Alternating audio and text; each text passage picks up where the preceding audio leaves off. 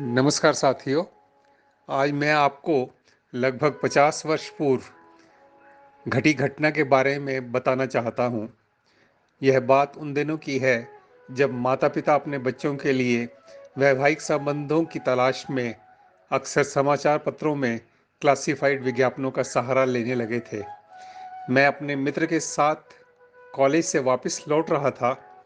रास्ते में एक समाचार पत्र का विज्ञापन कार्यालय पड़ता था, तो रास्ते में मेरे मित्र ने रुक कर कहा कि मुझे थोड़ा काम है। मैं भी उसके साथ कार्यालय में चल दिया। देखा तो उसने विज्ञापन देना था, तो मैं अपना उत्सुकतावश उस विज्ञापन को पढ़े बिना नहीं रह पाया, जो कि उसके पिताजी ने ड्राफ्ट किया था।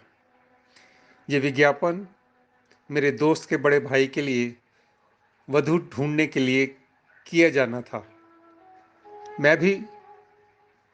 मैंने जब पढ़ा, ये था wanted A suitable match from respectable family, इत्यादि इत्यादि। थोड़ी देर के लिए मैं रिस्पेक्टेबल फैमिली पर ठिठक कर रह गया।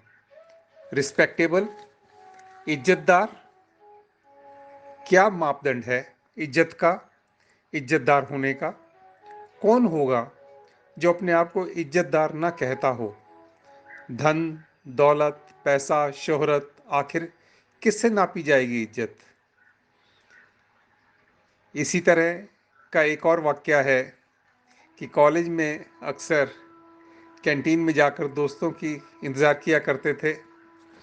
आती जाती लड़कियों पर कमेंट्स करना कुछ लड़कों को अधिक ही भाता था। एक दिन मैंने डांटते हुए धीरे से अपने साथी को कहा, अगर तुम्हें कोई बुरा भला कह देगी तो क्या होगा? तो क्या हुआ? इज्जत तो आनी जानी चीज़ है। अगर एक के सामने जाएगी तो दूसरे के सामने आ ही जाएगी।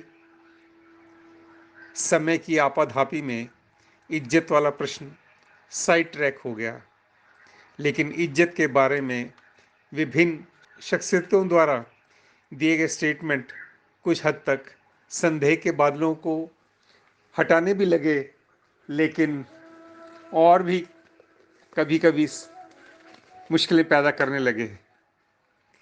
एक ने कहा, इज्जत, मोहब्बत, तारीफ और दुआ मांगी नहीं जाती, कमाई जाती हैं।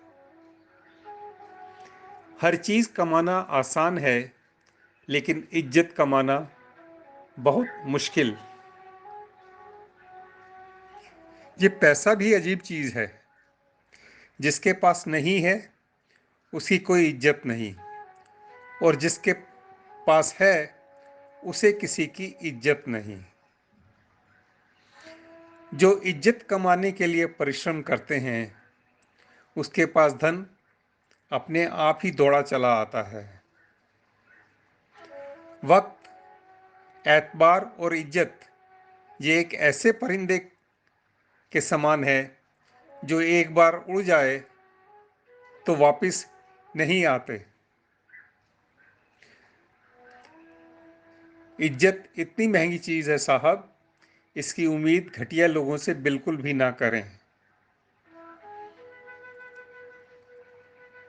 इज्जत हमेशा इज्जतदार लोग ही करते हैं। जिनके पास खुद इज्जत नहीं, वो किसी दूसरे की क्या इज्जत करेंगे? जीवन का वही रिश्ता सच्चा है जो पीठ पीछे सम्मान दे। अगर इन सब बातों का निचोड़ निकालें तो इज्जत को दो भागों में समझ सकते हैं। स्वयं की नज़रों में अपनी इज्जत और दूसरों की नज़रों में आपकी इज्जत।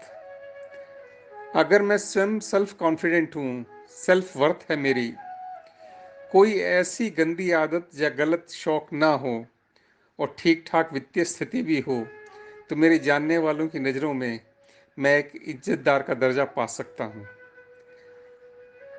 अगर मेरे देश, मेरे समाज के लिए कंट्रीब्यूशन पॉजिटिव है तो इज्जत देने वालों की कोई कमी नहीं।